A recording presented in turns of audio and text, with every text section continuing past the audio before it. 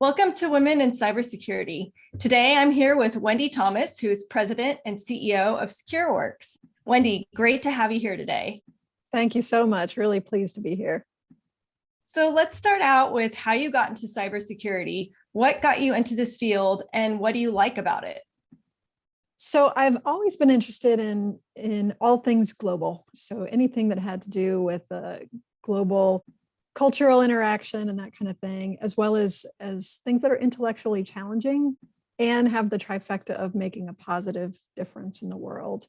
And so I definitely found early on that technology was a space that was one that forced me to continually learn, right, and innovate and understand how things are changing. Secureworks was how I became introduced to cybersecurity. It was really those three pieces that attracted me to the field and keep me there today. You have a background in finance and business. Does that shape what you do today? Absolutely. When I think about cybersecurity, my particular bent, because my background is in economics and finance, really kind of a mathematical background, is that cybersecurity is all about risk and return. If you think about a business who is trying to protect certain assets, or even individuals who are trying to protect their identity or their bank accounts or that kind of thing, it's all about how much are you willing to invest to reduce that risk and that exposure. Can you talk about some of the earlier roles that you had that were more business and finance focused, and then eventually what brought you into Secureworks?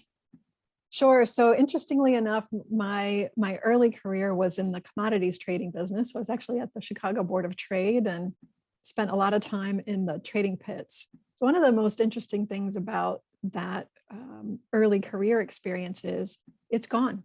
On the floor trading has been completely disintermediated by technology. And I remember sort of seeing that start to happen on the floor of the exchange when I worked there. And then after business school, I worked for Bell South, who, when I got there, was pretty much a landline telephone company, but quickly moved into cellular technology.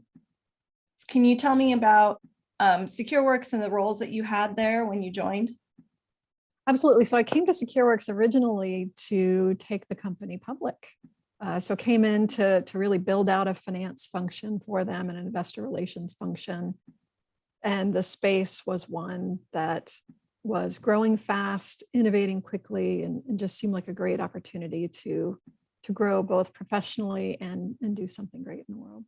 That's so great to hear. And you originally took on a finance role to help them through the IPO, but then you also took on a role as chief product officer. So can you tell me about that transition?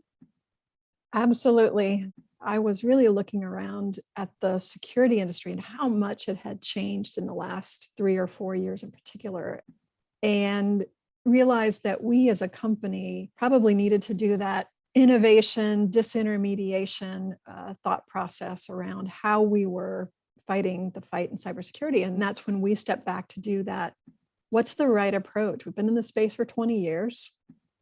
We want to start to actually turn the tide. And by turning the tide, essentially, you make everyone a hard target. You make it too expensive that the juice is not worth the squeeze of attacking these organizations. And that's where we came up with XDR, to use machine learning and AI in order to speed the fight, to use automation of investigations and push button remediation options. Awesome. So this series is on women in cybersecurity because women are still underrepresented in our field. And I saw that you're involved in many other kinds of diversity and inclusion initiatives. So can you tell me about some of the things that you're working on besides leading this company? I know you're involved in a lot of initiatives. Absolutely. So I guess it starts at home first, which is that I always talk about that Secureworks and our team should reflect the markets, the global markets that we serve and secure. So we have a diversity and inclusion strategy that is organic to our overall business approach.